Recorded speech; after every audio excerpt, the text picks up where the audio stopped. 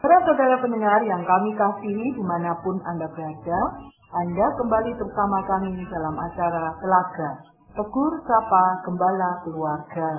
Acara ini diselenggarakan oleh Lembaga Bina Keluarga Kristen atau LBKK bekerja sama bincang dengan Bapak Penginjil Sindonata Kurniawan MK.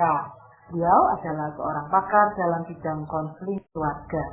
Perbincangan kami kali ini tentang etos kerja Kristiani. Kami percaya acara ini bermanfaat bagi kita sekalian dan dari studio kami mengucapkan selamat mengikuti. Sebuah tema yang menarik ya Pak Pindu, etos kerja Kristiani. Karena sebagian besar hidup kita, waktu-waktu kita ini kan dihabiskan di pekerjaan. Tetapi topik ini jarang dibahas atau dibicarakan sebagai tema yang utama di dalam khotbah atau pertemuan-pertemuan ibadah kita. Benar, Bu Yosi, bahwa sesungguhnya 2/3 waktu hidup kita habis di dunia kerja. Dan ini menjadi sebuah medan peperangan rohani, sekaligus mega pelayanan kita. Dan makanya dunia kerja perlu juga diwarnai dengan nilai-nilai Kristiani agar kita menjadi murid Kristus yang berintegritas. Benar sekali Pak, karena banyak juga yang masih mungkin mengkotak-kotakkan ya Pak ya. Ya, untuk itu Bu Yosi, saya ingin menjelaskan lebih dulu apa yang dimaksud dengan etos kerja. Jadi etos kerja itu adalah gabungan antara pemikiran, semangat, dan motivasi yang melandasi dalam bekerja. Jadi memang etos kerja itu perlu dibahas karena memang pada dasarnya setiap kita manusia yang hidup dengan sendirinya memiliki etos kerja, yaitu memiliki hal-hal yang menggerakkan kita, memotivasi kita, menyemangati kita untuk bekerja. Dan sekaligus etos kerja yang setiap kita dengan sendirinya miliki itu sesungguhnya mempengaruhi kemudian performansi kerja atau hasil kerja atau kinerja kita. Jadi ketika kita menjalani hidup, itu akan lahir produknya, buahnya dari etos kerja kita. Maka pertanyaan kemudian, apakah etos kerja kita sudahkah sesuai dengan jati diri kita sebagai orang percaya? Karena etos kerja merupakan ekspresi dari jati diri kita. Terlebih kita sebagai murid Kristus sepatutnya menampilkan etos kerja Kristiani. Setuju sekali Pak. Nah, jadi pertanyaannya bagaimana kita mengetahui seperti apa seharusnya etos kerja kita sebagai orang percaya? Maka dalam hal ini Bu Yosi, kita perlu pertanyakan ini kepada Allah yang menciptakan kita. Apa yang sesungguhnya Allah desainkan saat penciptaan manusia? Jadi kembali ke kejadian, ya Pak? Ya, kembali kepada kitab Kejadian. Di mana pada kitab Kejadian pasal 1 dinyatakan bahwa setelah Allah menciptakan manusia, Allah memberikan berkat dan mandat kepada manusia untuk mewakili Allah mengelola alam semesta yang baru saja selesai diciptakan selama 6 hari kerja Allah, yang dimana Allah pada hari ke-7 beristirahat. Nah, sebagai perwujudannya, kemudian Allah menempatkan manusia pertama dalam Taman Eden untuk mengusahakan, mengerjakan, dan memelihara taman itu secara bertanggung jawab, sebagaimana ditulis dalam kitab Kejadian pasal 2:15. Maka di sini Bu Yosi, kita mendapatkan gambaran jelas bahwa bekerja itu adalah sifat asali Allah, sifat natur Allah, sifat alamiah Allah yang kemudian dilekatkan pada manusia sebagai gambar Allah. Maka kalau Allah bekerja, maka hingga hari ini adalah Allah yang bekerja, maka manusia adalah manusia, maka manusia adalah juga makhluk yang bekerja. Jadi bekerja itu bagian hakiki kemanusiaan kita yang kudus dan mulia, dan bukan produk kutukan atas kejatuhan manusia dalam dosa. Menarik sekali ya Pak, bahwa sebetulnya bekerja itu adalah hakikat kita sebagai gambar Allah. Tetapi banyak dari kita malah bekerja, Pak. Malah yang ahit mandi. Kenapa? Karena bekerja itu identik benar. Dari kutukan kayak, gara-gara dosa ini saya harus bekerja.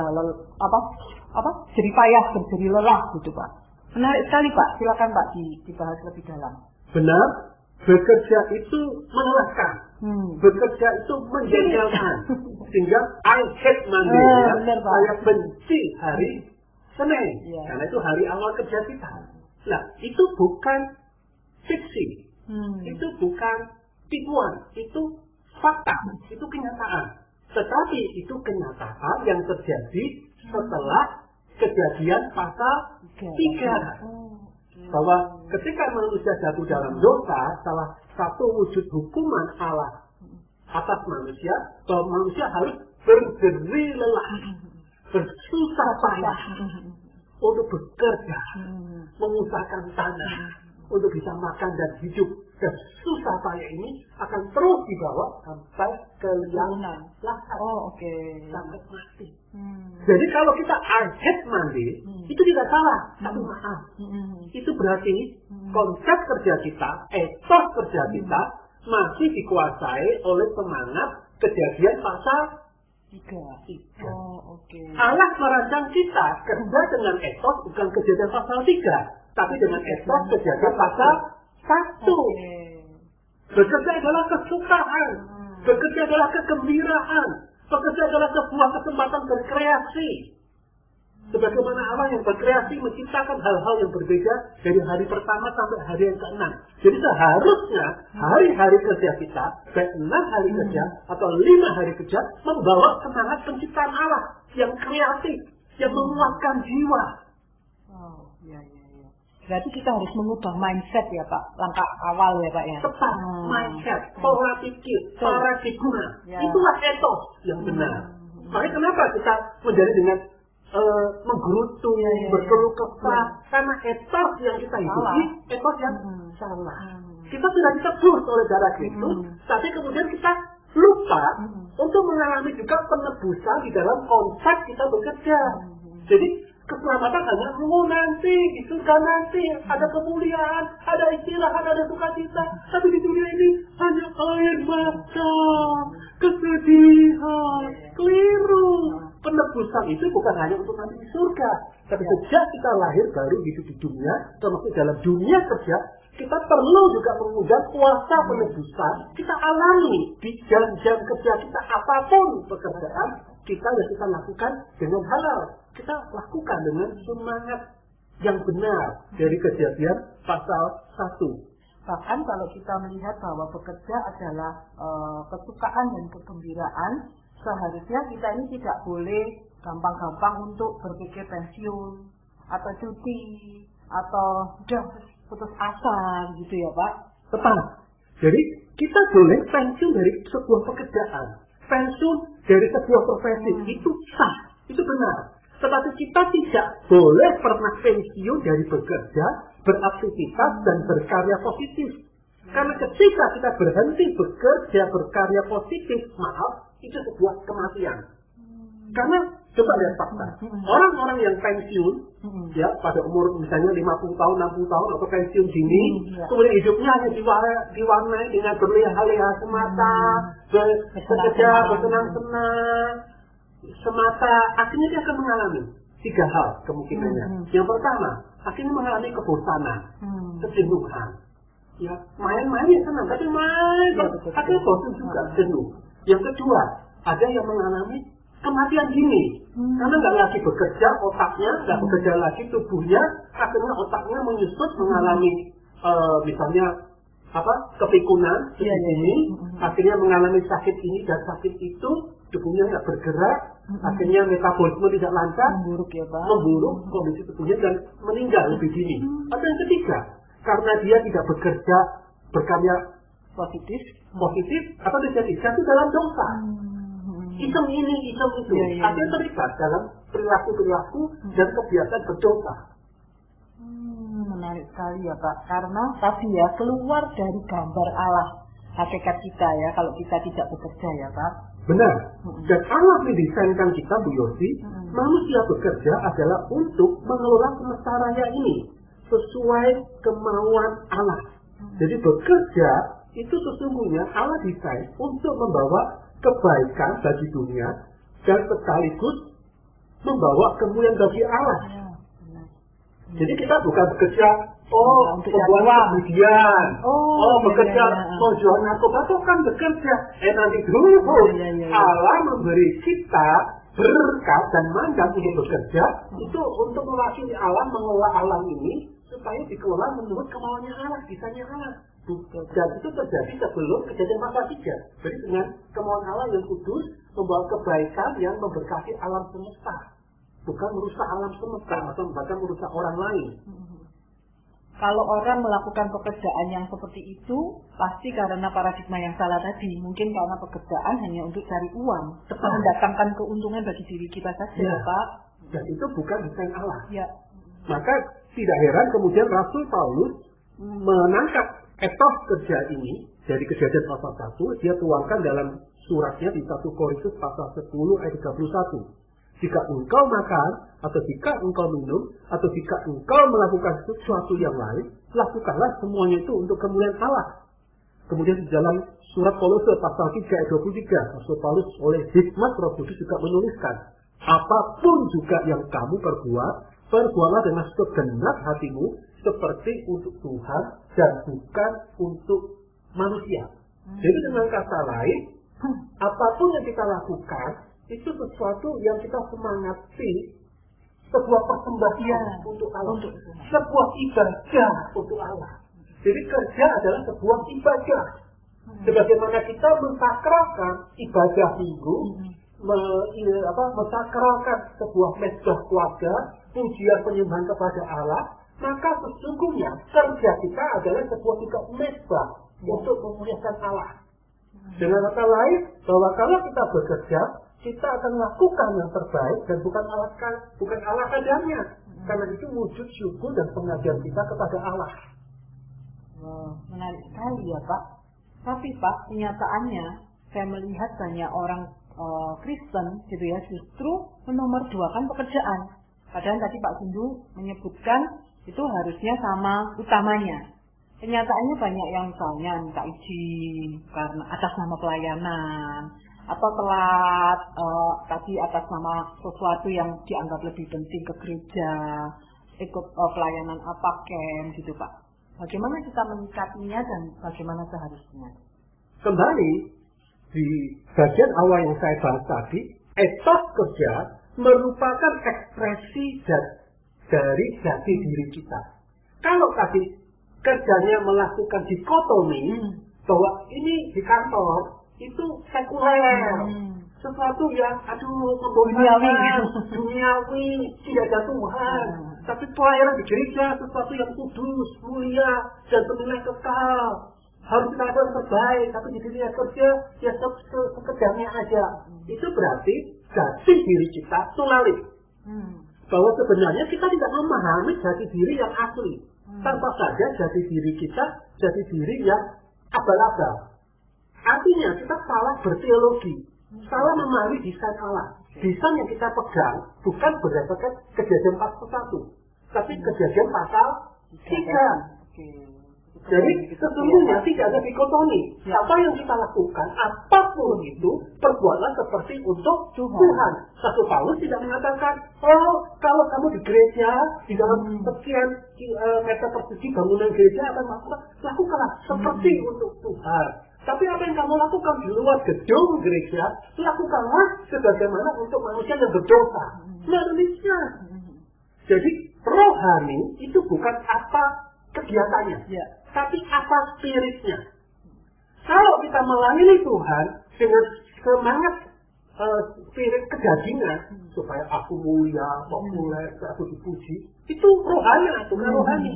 Tapi apa yang kita lakukan di pekerjaan sehari-hari, sapu, ngepel, jadi kasir, jadi pebisnis, jadi guru, jadi buruh, jadi pemimpin perusahaan, tapi dengan spirit untuk Tuhan, maka pekerjaan kita rohani. Nah, apa Pak kalau itu poin-poin pentingnya yang perlu kita pegang lebih lanjut?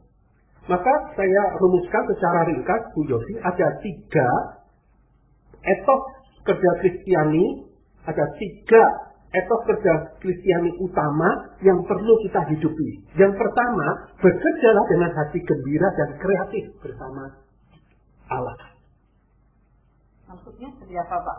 Jadi seperti saya ceritakan tadi di awal di Kejadian pasal 1, Allah adalah sosok pribadi yang begitu kreatif dan bersuka cita melakukan, mengekspresikan kreativitasnya di dalam membuat penciptaan dunia ini dari hari pertama dan hari ke-6. Maka kita sebagai gambar Allah, maka kita juga mari di dalam setiap kesempatan kita untuk bisa bekerja, ekspresikan hati yang gembira itu, ekspresikan daya kita, daya imajinasi, daya kreativitas kita. Sehingga sekalipun kita bekerja sebagai tukang sapu jalan raya, mari kita lakukan dengan menghayati bahwa Allah bersama denganku dalam tiap sapuanku di jalan raya. Maka dengan kegembiraan, aku sebagai tukang sapu, aku akan menyapu jalan raya ini dengan sebuah sukacita dan kesadaran bahwa aku diizinkan, dipercayakan oleh Allah untuk memberkati semesta raya ini lewat sumbangsih kebersihan jalan yang aku lakukan lewat setiap sapuan di jalan raya. Oke. Mungkin dengan kata lain kayak memaknai pekerjaan kita ini untuk Tuhan tadi ya, Pak ya. Benar. Jadi pekerjaan sesederhana apapun, sesimpel apapun, hanya juru kepak, packing barang, hanya cuma kurir misalnya. Mari lakukan. Aku sedang memuliakan Allah.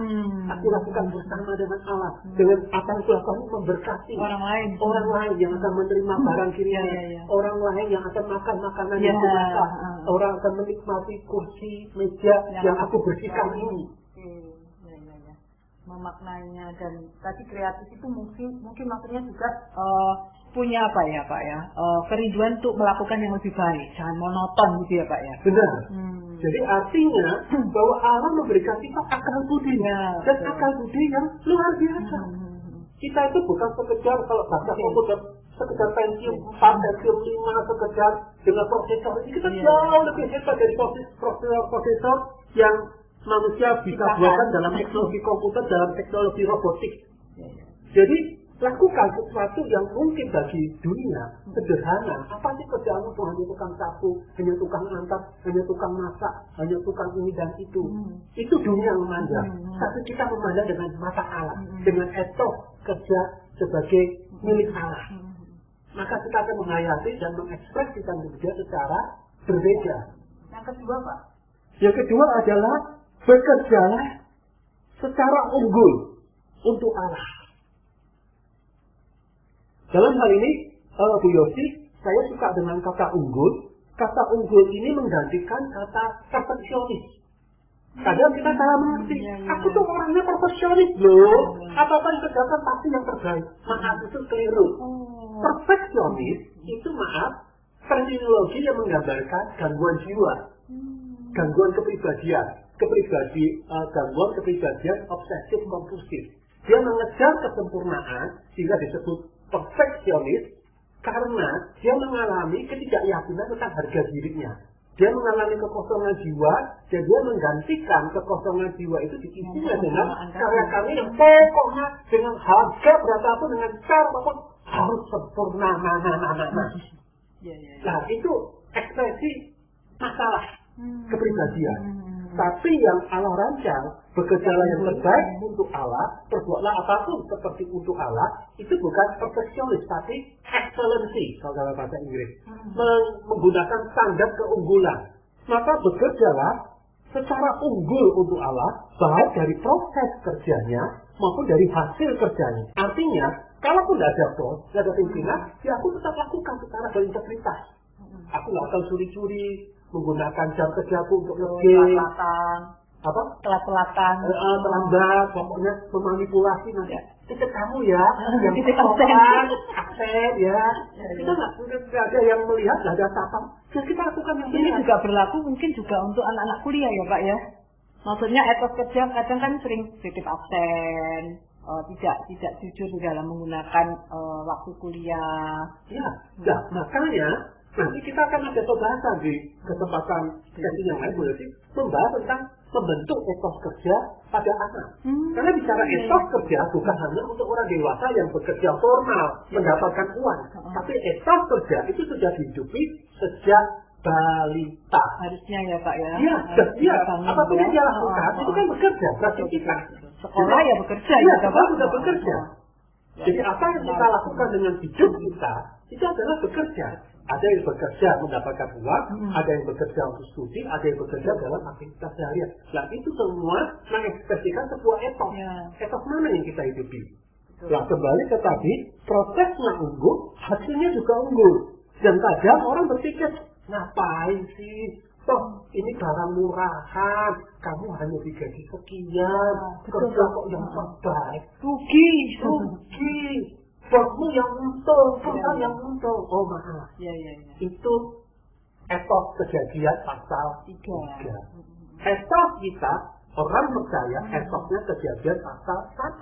Kalau aku lakukan, memang untuk Allah. Ini persembahanku, persembahan pujianku, persembahan waktuku. Bukan hanya waktu ibadah minggu, pelayanan gerejawi. Tapi di luar kegiatan gerejawi juga sebuah pelayanan, sebuah ibadah untuk Allah. Dan saya yakin ujung-ujungnya kita yang diberkati.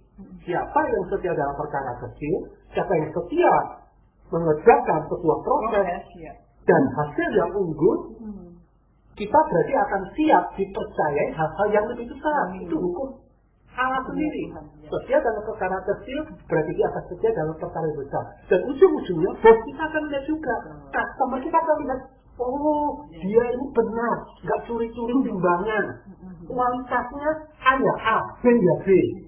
Dan harganya memang harga yang rasional. Akhirnya bos percaya, trust, memberi kepercayaan di jabatan yang lebih tinggi, atau customer, pelanggan kita, dan kita akan percaya. Kalau ke ibu ini, ke bapak ini, lah, tutup mata. So harga berapapun dikasih, pasti berkualitas. Jujur. Loyalitas konsumen. Loyalitas customer. Kita yang untung. Jadi jangan hanya lihat hal-hal yang instan. Itu semangat kejadian pasal 3. Semangat kejadian pasal 1 kembali melihat kekekalan. Melihat dari perspektif Allah dan pasti hasilnya kekal dan kembali. Kita lah yang diberkati. Betul. Bahkan saya pernah dengar cerita ada hanya seorang penjaga toilet Pak. Tapi waktu dia ramah, menyapa, diviralkan di medsos, dihargai, dipanggil sama pimpinannya, saya dikasih hadiah. Karena saya pernah dengar cerita itu kisah nyata. Padahal kadang kita menganggap alah pekerjaan apa penjaga toilet gitu ya. Tapi kalau kita melakukan dengan hati, pasti ada rewardnya ya Pak. Juga ada sebuah peristiwa saya teringat kisah ini ya, relawan lalu lintas. Betul. Ada yang melakukan sekali dengan tarian. Akhirnya orang berkata apa ini? Apa ini? Yang lakukan dengan murung, robotik. Apa ini? Orang tertarik dan orang diberkati. Dan akhirnya dihargai loh Pak. Apa yang pekerjaan yang sederhana sekalipun gitu ya. Betul. Menarik ya. Berarti hukumnya Tuhan ini nyata. Maksudnya bukan cuma nanti kekekalan kita pasti, tapi di dunia pun kita akan menerima dari barang setiap perkara dan hal yang kecil akan dipercaya hal yang besar ya. Dan sepakat Bu Yofi, hukum Tuhan apa yang ada di dalam firman Tuhan itu bukan hanya sesuatu yang nanti tidak bumi, tapi kita akan lakukan justru dunia mengakui, dunia menyukainya. Baik Pak. Yang poin ketiga, tadi Pak Sindu kan bilang 3 poin gitu. Ya, jadi ada 3 poin. Etos kerja utama kita sebagai orang percaya atau etos kerja Kristiani. Yang pertama, bekerjalah dengan hati gembira dan kreatif bersama Allah. Yang kedua, bekerjalah secara unggul untuk Allah. Yang ketiga, rayakanlah hari-hari kerja kita pula lewat perhentian sabat. Jadi Allah sendiri beristirahat setelah bekerja selama 6 hari kerja penciptaan. Apalagi kita manusia yang bukan kalendurnya Allah. Jadi cuma kerja dan tanpa istirahat. Ujungnya stroke, serangan jantung. Nggak bisa. 6 hari kerja, berikutnya istirahat.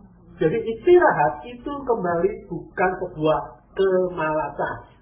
Istirahat setelah bekerja, membuat sebuah perayaan kecil untuk sebuah pencapaian tertentu, itu rohani, itu alkitabiah, itu bisanya Allah. Jadi kalau kita pimpinan, mari berikan juga hampatan kepada anak buah kita. Kalaupun kita adalah pemimpin, pengusaha, wirausahawan, mari juga berilah waktu cuti bagi diri kita. itu sehat. Waktu cuti, waktu sabar, sehat secara rohani, sehat secara fisik, sehat secara mental kita. Dan itu akan membuat kita makin produktif juga. Jadi orang berpikir, ya, kalau dia akan menggergaji, dia akan makin banyak berkarya. Tapi ujung-ujungnya, tumpul juga. Nah, kenapa nggak berhenti? Nanti nggak akan tumbang pohon ini, nggak akan banyak pohon yang ditebang dari gergaji loh. Gergajinya tumpul kok. Ya berilah waktu. Menggergaji, berilah waktu sabar untuk mengasah kembali etos kerja kejadian pasal 3. Kerja hanya untuk diri sendiri, lupa Allah. Etos kerja Kristiani berdasarkan kejadian oleh Allah bersama dengan Allah dan untuk Allah. Dengan kalau kita menghayati dari Allah, oleh Allah, untuk Allah dan soli geokuliah semua untuk kemuliaan Allah, maka kita tidak akan workaholic, tidak akan kerja gila, kerja yang sesuai porsi. Tapi setelah itu ada istirahat, ada perayaan, ada istirahat, ada recap, pengisian ulang. Selamatkan surat Anda malam, atau Anda